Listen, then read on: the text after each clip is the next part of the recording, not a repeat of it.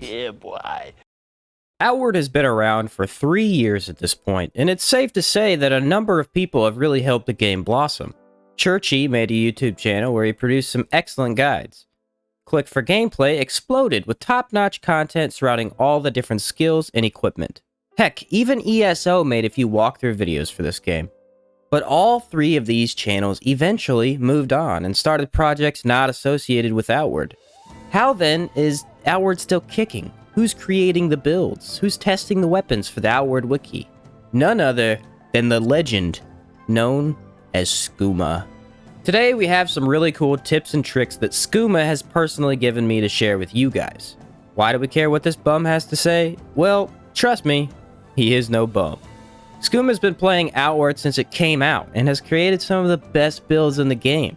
A lot of them are in the Outward Discord, but some can be located on the Outward wiki.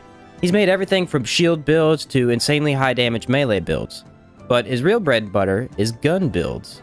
In fact, Skooma was actually one of the first people to perfect the blood bullet build, where you endlessly heal yourself by shooting your enemies in the face. I tell you all this to prove that he does know what he's talking about. The guy's what I might call an Outward pro, so here are some high IQ tips and tricks that this longtime Outward player thought might be useful to you guys. Drop your backpack before sleeping. Always make sure to take your backpack off before sleeping in a tent or bed. Not only is it much more comfortable for your character, but it actually helps to preserve food much longer. Food inside your backpack will continue to rot in your sleep if you take it to bed. However, food inside a off-shoulder backpack will not rot and keep your food and ingredients going much longer than they otherwise would. There is some debate over whether or not this process actually stops the decay or just slows it way down. Either way, taking your backpack off before resting will save you a lot of precious foods and ingredients you might need for later. Use grenades with a shield. Skooma was pretty adamant about how good grenades are when I talked to him. He mentioned that they aren't used very often for various reasons, but one being that people might not know any ways to actually utilize them. Turns out, you can chuck grenades over your shoulder while blocking with the shield. This lets you bombard your enemy while they plink away your impenetrable wall. This works really well and finally gives me a reason to use the bombs that I previously found impossible to hit an enemy with. In fact, I remember discovering them with my brother and the first thing I said to him was, well, that sucked. Not if you use them with a shield. They can be really strong. Just note that you can't actually throw the grenade while holding down the shield button. You'll need to briefly let the block button go and then throw the grenade as you're about to block again. In fact, you can preemptively throw these things. Press the button while blocking and nothing will happen. Unblock for just a second and immediately reblock, and it will register you pressed the button a while ago and throw the grenade while you're under cover. It is kind of goofy because you barely need to unblock, and I'm not even sure you can be hit during this time if you do it correctly, but the grenade will only be thrown if you do so. If you were depressed before about how bad grenades seemed, go ahead and try them with a shield. It lets you block almost the entire time, and you can keep your enemies close, not letting them run out of range of the grenade.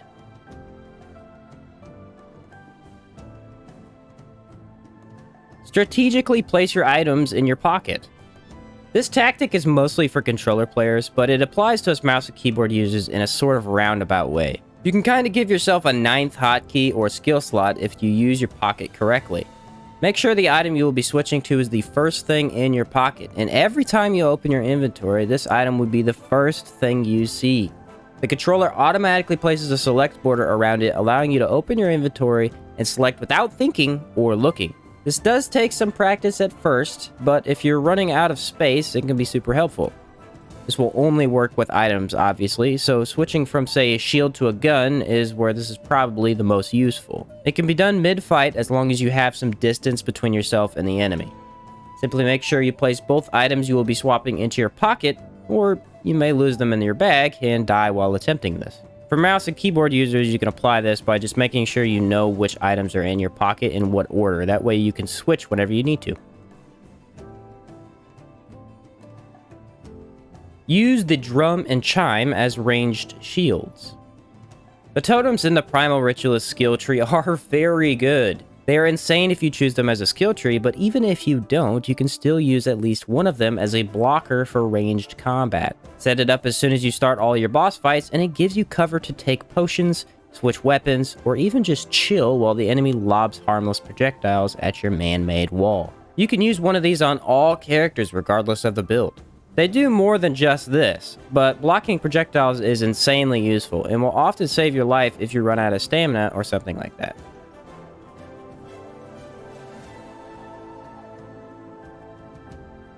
Starter skills are strong, especially Push Kick and Lantern Toss. Push Kick and Lantern Toss are often overlooked by new and even more experienced Outward players. They're really good and can always be useful. Push Kick literally kicks the enemy, decreasing their stability bar by quite a significant amount. You can always use this to gain the upper hand quickly, and if you hate those hyenas near the beginning of the game, this skill takes away the majority of their power. Then you have Lantern Toss, which does decent damage on top of burning the enemy for a time. You can do so many things with just this. In fact, one of my hardcore runs was just me purchasing 1,000 lanterns and chucking them because I could. If you don't want to be wasting lanterns all the time, just remember you have this in your back pocket and save it for a last resort.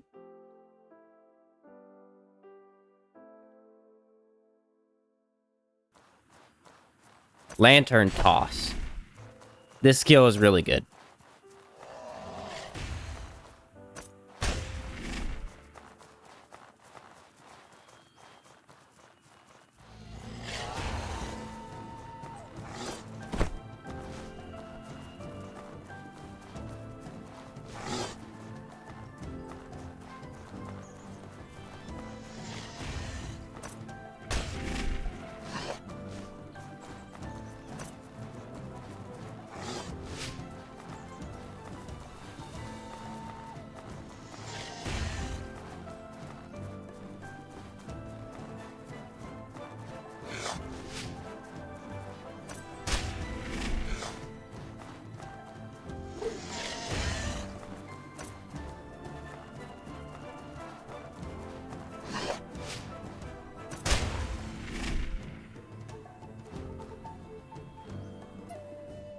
This isn't Dark Souls or Skyrim. Set some traps. Traps are underutilized in Outward. They are an essential part of the game because they make your weak character use strategy to overcome difficult opponents. Tripwires are small, light, and easy to craft. Don't become a player who gets frustrated by the combat and then doesn't use the tools given. You can't brute force your way through fights at Outward, most of the time. So always take time to assess each fight beforehand and see if you're going to need some extra help from those traps. Oh, and all kinds of weapons and items can be placed in traps. You might be surprised to find that there's usually something to shove in those things that will hurt your enemy in a unique way.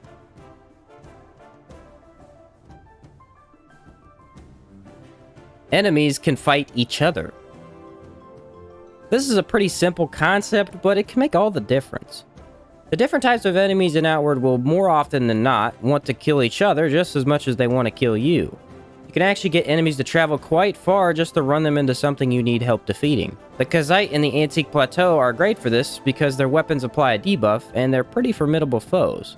I managed to walk them all the way to the clock tower from their camp and they took everything out on the way. A lot of times there are even enemies in small caves that will attack each other. Outward is as much a strategy game as it is a survival one. You're weak at the start, but remember, the enemy of my enemy is my friend. Play it smart and use your enemies as the dumb tools that they really are. DLC regions are great places to go to get good gear and money early on. Caldera and Harmattan were additions to the game, and as such, they often have stronger weapons or gear you can acquire pretty easily. Head over to Caldera and you can have one of the best backpacks and a decent chakram just by meeting up with the Immaculate. This is another good time to use traps too. You can set spikes up to defeat enemies that might drop better gear for you, all while being only an hour into the game. I actually have made quite a few guides on Caldera weapons, and some of those require almost no fighting to acquire. On top of that, they're often the strongest weapons in the game. I'm not saying don't be careful though. Running into the wrong enemy in Caldera early on is almost certain to be the end of you. Quickly scavenge for the gear you want and get the heck out of there. Jinx plus bow thing equals sniper.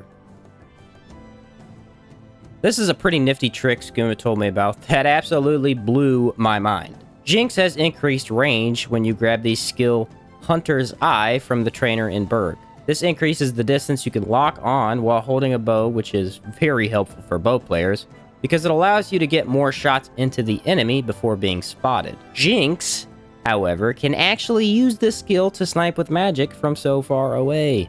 You will need a bow in your hand as well as this skill, and you can pick off enemies without ever putting yourself in danger. The bow does have to be equipped. There's no getting around that, but throw it into a quick slot, or heck, use that pocket trick from earlier, and you have the ability to weaken enemies, if not right out kill them, before you even get into their line of sight. Just know that the other hex skills that do the damage will attract the enemy. Jinx is pretty easy to use without being spotted, but something like Torment blows the enemy up. They tend to notice that sort of thing. Although it doesn't really matter if they notice if you already placed enough hexes. It's worth trying out even if you don't want to mainly use Jinx. It's really strong and super fun to play with. And there you guys have it. Some extremely smart and useful tricks you can use to play Outward. After 3 years of playing any game, you're gonna know quite a bit about it. Skooma definitely has the knowledge to offer when it comes to Outward, and this was just a taste. All kinds of strategies and item combinations a lot of us never even thought of. Try and remember these the next time you play Outward, and see if any of them help you out along your perilous journeys. Consider liking this video if you got some use out of it, and I will see you in the next one.